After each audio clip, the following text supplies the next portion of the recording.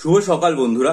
গতকাল সারাদিন ধরে অনেক পরীক্ষার্থী ইউটিউব ভিডিওর কমেন্টে এমনকি ইমেলে হোয়াটসঅ্যাপে সর্বত্র একটা প্রশ্ন তো বারবার করে জিজ্ঞাসা করেই যাচ্ছেন যে এপ্রিল মাসের 4 তারিখে আমাদের কলকাতা হাইকোর্টে ওবিসি কেস সংক্রান্ত যেটা পিএসসি কেন্দ্রিক সেটা নিয়ে যে শুনানি হওয়ার কথা ছিল সেটার আপডেট কি উঠে এলো।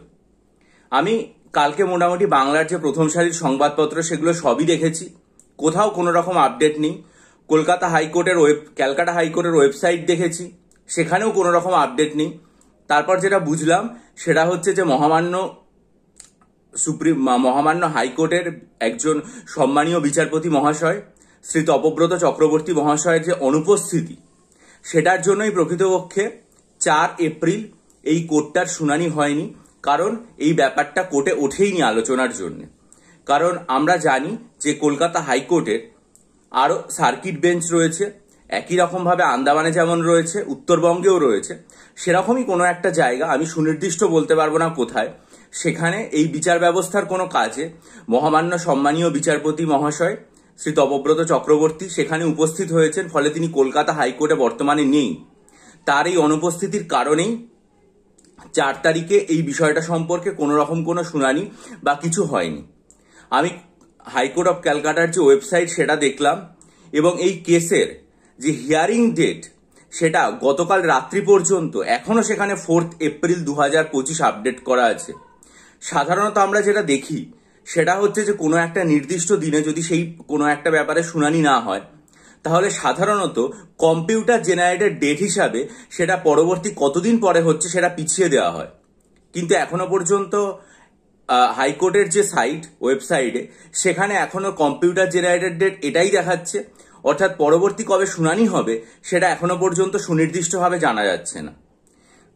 এর অর্থ যেটা হতে পারে সেটা হচ্ছে হয়তো সম্মানীয় বিচারপতি মহাশয় কবে কলকাতা হাইকোর্টে ফেরত আসছেন তার এই সার্কিট বেঞ্চের কার্যক্রম সমাপ্ত করে তারপরে পুনরায় মহামান্য বিচারপতি রাজাশেখর মান্থা এবং মহামান্য বিচারপতি তপব্রত চক্রবর্তী মহাশয় দুজনের উপস্থিতিতে এইটা শুনানি হবে এবং সেটার জন্য এটা অপেক্ষা করা হচ্ছে। অথবা মহামান্য প্রধান বিচারপতি মহাশয় তিনি হয়তো তার কাছ থেকে এই যে বিষয়টা সেটা সরিয়ে রাজাশেখর মান্থা মহাশয়ের সাথে অন্য একজন বিচারপতিকে দিয়ে আর একটা বেঞ্চ তৈরি করে এটা শুনানি করতে পারেন, এরকমও একটা সম্ভাবনা উঠে আসতে পারে। এখন সেটা যদি হয়, অর্থাৎ যদি বিচারপতির পরিবর্তন হয়, সেক্ষেত্রে এখন এটা কবে তার ডেটটা পড়বে সেটা তো সুনিশ্চিত বলা যায় না। কারণ আমরা যখন ওবিসি সংক্রান্ত কেসগুলো সুপ্রিম কোর্টে চলছিল বা চলছে সেটাতে আপনারা দেখবেন যে তারিখ যেটা সেটা বিভিন্ন সময় পিছিয়ে গেছে 1 মাসেরও বেশি সময় পরে, অর্থাৎ কখনো জানুয়ারি থেকে ফেব্রুয়ারি থেকে মার্চ, এইভাবে কিন্তু বিভিন্ন সময় একটা শুনানি যদি না হয় সেদিনকে তাহলে 1 মাসেরও বেশি সময় ধরে পিছিয়েছে। এখন সেটা এরকমই 1 মাসের বেশি সময় পিছিয়ে যাবে কিনা বা এ মাসেই কোনো একটা ডেটে খুব তাড়াতাড়ি গুরুত্ব বিচার করে সেটা শুনানি হবে কিনা সেটা বোঝা যাচ্ছে না। এখন এটার জন্য যেটা হচ্ছে সেটা হচ্ছে যে পিএসসির যে পরীক্ষাগুলো সেগুলো চলার ক্ষেত্রে বা পুলিশ রিক্রুটমেন্ট বোর্ডের পরীক্ষা যেগুলো রয়েছে সেগুলো হওয়ার ক্ষেত্রে কোনো একটা সুনির্দিষ্ট দিশা সেটাও পাওয়া যাচ্ছে না।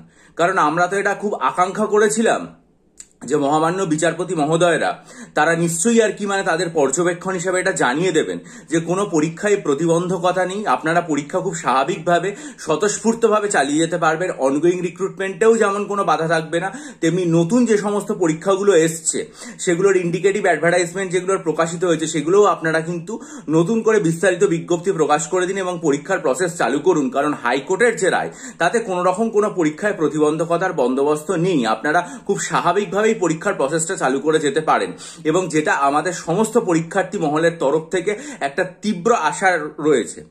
কিন্তু এখন যেহেতু এটা হলো না, তার ফলস্বরূপ এখন পাবলিক সার্ভিস কমিশন কি করবে সেটা দেখার। পাবলিক সার্ভিস কমিশন যেরকম যদি মনে করে যে তারা যেভাবে পরীক্ষাগুলো নিয়ে চলছে সেই একই রকম ভাবে তারা পরীক্ষাগুলো নিয়ে যাবে, মিসলেনিয়াস পরীক্ষার তারা যে অ্যান্সার কি, ফাইনাল অ্যান্সার কি সেটা পাবলিশ করেছে, এবার মিসলেনিয়াস পরীক্ষার প্রিলিমসের রেজাল্টটা যদি প্রকাশ করে দেয়, ক্লার্কশিপ পরীক্ষার ফাইনাল অ্যান্সার কি যদি প্রকাশ করে দেয়, তাহলে আমাদের কাছে বিষয়টা অনেক স্বচ্ছ হবে এবং মেন পরীক্ষার দিকে অনেকটা এগিয়ে যেতে পারবো। কিন্তু সব থেকে যেটা খারাপ লাগছে সেটা হচ্ছে পুলিশ রিক্রুটমেন্ট বোর্ডের যে ব্যাপারটা রয়েছে সেটা নিয়ে। কারণ তাদের বহু পরীক্ষার ফর্ম ফিল আপ 2024-এর শুরুতে হয়েছে, বা কোনো পরীক্ষা যেগুলো রয়েছে সেগুলোর প্রিলিমস হয়ে গেছে, সে কনস্টেবল হোক বা মানে সাব ইন্সপেক্টর হোক, সঠিক আমি এটা জানি না যে কোনোটার হয়ে প্রিলিমস হয়েছে, যেটা রেজাল্ট এখনো পর্যন্ত প্রায় 1 বছর অতিক্রান্ত হওয়ার পরেও প্রকাশিত হয়নি। তাদের জন্য যদি একটা দিশা দেখিয়ে দেওয়া যেত তাহলে খুব ভালো হতো। যাই হোক, আক্ষেপের বিষয় যে সেটা আর কি মানে কিছুই হলো না, কিছুই আর কি মানে জানতে পারা গেল না। আমাদের যে পরবর্তী কার্যক্রম রয়েছে সেটার দিকে তাকিয়ে থাকতে হবে। আপনারা যদি জানতে পারেন যে পরবর্তী ডেটটা কবে দিল, তাহলে নিশ্চয়ই আমাকে জানাতে পারেন, কারণ আজকে বা হয়তো আগামীকালে পরিবর্তন হবে, ভিডিওর কমেন্ট সেকশনে জানাতে পারেন বা ব্যক্তিগতভাবে জানাতে পারেন, তাহলে সেটা আমাদের পক্ষে অনেক ভালো হয়। আর যদি আমি জানতে পারি তাহলে নিশ্চয়ই জানাবো। আর পাবলিক সার্ভিস কমিশন এক্ষেত্রে কোন ধরনের কার্যক্রম নেয়, তারা এই পরীক্ষাগুলো সুনিশ্চিতভাবে যদি চালিয়ে যায় তাহলে সেটা সব থেকে ভালো হয় বলে আমি মনে করি।